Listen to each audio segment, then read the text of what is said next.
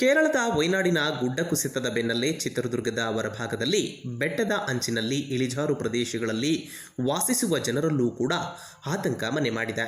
ಚಿತ್ರದುರ್ಗ ಹೊರವಲಯದ IUDP layout, teachers ಕಾಲೋನಿಯ ಹೊರಭಾಗ, ಚೇಳುಗುಡ್ಡ, ಹೊಳಲ್ಕೆರೆ ರಸ್ತೆ ಸೇರಿದಂತೆ ನಗರದ ಹೊರವಲಯದಲ್ಲಿ ಹಲವು ಕಡೆಗಳಲ್ಲಿ ಗುಡ್ಡಗಳನ್ನು ಕಡಿದು ಹೊಸ ಲೇಔಟ್ಗಳನ್ನು ನಿರ್ಮಾಣ ಮಾಡಲಾಗಿದೆ. ಅಲ್ಲಿ ಜಾಗ ಖರೀದಿಸಿದ ಜನರು ಲಕ್ಷಾಂತರ ರೂಪಾಯಿ ಖರ್ಚು ಮಾಡಿ ಮನೆಗಳ ನಿರ್ಮಾಣವನ್ನು ಕೂಡ ಮಾಡಿದ್ದಾರೆ.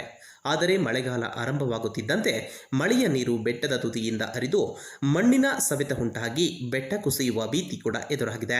ಇನ್ನು ಯಾವಾಗ ಗುಡ್ಡಗಳು ಮನೆಯ ಮೇಲೆ ಕುಸಿದು ಬೀಳುತ್ತಿವೆಯೋ ಎಂಬ ಆತಂಕ ಕೂಡ ಸಾರ್ವಜನಿಕರಲ್ಲಿ ಮನೆ ಮಾಡಿದೆ. ನಗರಸಭೆ ಮತ್ತು ಚಿತ್ರದುರ್ಗ ಜಿಲ್ಲಾಡಳಿತ ವೈನಾಡಿನಂತಹ ಅನಾಹುತಗಳು ಸಂಭವಿಸುವ ಮೊದಲೇ ಇಂತಹ ಕಡೆ ಸೂಕ್ತ ಕ್ರಮಗಳನ್ನು ಜರುಗಿಸಬೇಕು. ಅಷ್ಟೇ ಅಲ್ಲದೆ ಜನರ ಆತಂಕವನ್ನು ಕೂಡ ದೂರ ಮಾಡಬೇಕು ಎನ್ನುವುದು ಪರಿಸರವಾದಿಗಳ ಆಗ್ರಹವಾಗಿದೆ. ಚಿತ್ರದುರ್ಗ ಸುತ್ತಮುತ್ತ ಇರೋ ಗುಡ್ಡಗಳನ್ನು ಮತ್ತು ಕೋಟೆ ಸುತ್ತಮುತ್ತ ಇರೋಂಥ ತಗ್ಗು ಪ್ರದೇಶಗಳಲ್ಲಿ ಈಗ ಜನ ಮನೆಗಳನ್ನು ಕಟ್ಕೊಳ್ತಾ ಇದ್ದಾರೆ, ಲೇಔಟ್ಗಳನ್ನ ಮಾಡ್ತಾ ಇದ್ದಾರೆ. ಈಗ ನಾವು ಸದ್ಯ ಶಿರೂರು ಮತ್ತು ಕೇರಳದಲ್ಲಾದಂಥ ಘಟನೆಗಳನ್ನ ನೆನೆಸ್ಕೊಂಡ್ರೆ ಮತ್ತೆ ಚಿತ್ರದುರ್ಗ ಸುತ್ತಮುತ್ತ ಏನಾರು ಆ ಥರ ಘಟನೆಗಳಾದರೆ ಹೇಗಪ್ಪ ಅನ್ನೋ ಚಿಂತೆ ಕಾಡುತ್ತೆ. ಇಲ್ಲಿ ಜೋಗಿಮಟ್ಟಿ, ಐಯುಡಿಪಿ ಲೇಔಟು, ಧವಳಗಿರಿ ಬಡಾವಣೆಲ್ಲ ಗುಡ್ಡಗಳನ್ನ ಕತ್ತರಿಸಿ ಲೇಔಟ್ ಮಾಡಿಕೊಂಡು ಜನ ಅಲ್ಲಿ ಮನೆಗಳನ್ನ ಕಟ್ತಾ ಇದ್ದಾರೆ. ಆ ಮನೆಗಳನ್ನ ಕಟ್ಟಂತವ್ರು ರಾತ್ರಿ ಅದು ಹೇಗೆ ಸುಖವಾಗಿ ನಿದ್ದೆ ಮಾಡ್ತಾರೆ ಅನ್ನೋದೇ ನನಗೆ ಆಶ್ಚರ್ಯ ಆಗ್ತಾ ಇದೆ. ಯಾಕಂದ್ರೆ ಗುಡ್ಡಗಳನ್ನ ಸೌರಿದ್ದಾರೆ, ಅವಕ್ಕೆ ಯಾವಾಗೂ ಸಹ ತಡೆಗಳನ್ನ ನಿರ್ಮಾಣ ಮಾಡಿಲ್ಲ ಅಥವಾ ಗಿಡ ಮರಗಳನ್ನ ನೆಡೋದಕ್ಕೂ ಸಾಧ್ಯನೂ ಇಲ್ಲ. ಅದು ಮಣ್ಣು ಎಕ್ಸ್ಪೋಸ್ ಆಗಿದೆ, ಮಳೆ ಬಂದ ತಕ್ಷಣ ಏನಾಗುತ್ತೆ, ಮಣ್ಣು ಕುಸಿಯೋ ಚಾನ್ಸಸ್ ಬಹಳ ಇದೆ.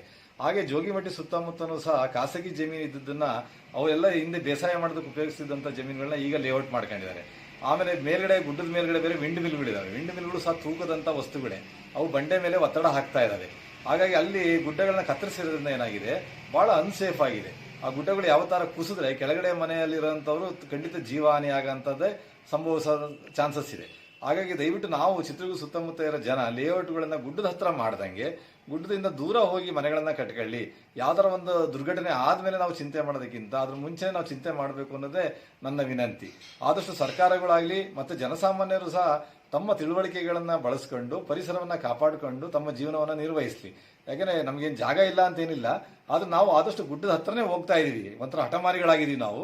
ಹಾಗಾಗಬಾರ್ದು. ಬೇರೆ ಕಡೆ ಸೈಟ್ ತಗೊಂಡು ಮನೆಗಳನ್ನ ಕಟ್ಟಲಿ, ಗುಡ್ಡಗಳನ್ನ ಹಾಗೆ ರಕ್ಷಣೆ ಮಾಡಿ ಇಟ್ಕೋಬೇಕು. ನಾವು ಮುಂದಿನ ಜನಾಂಗ ಗುಡ್ಡಗಳನ್ನ ನೋಡೋದಕ್ಕೂ ಸಹ ಅವಕಾಶ ಸಿಕ್ಕಂಗಾಗುತ್ತೆ, ಆಮೇಲೆ ಪರಿಸರನೂ ಉಳ್ದಂಗಾಗುತ್ತೆ.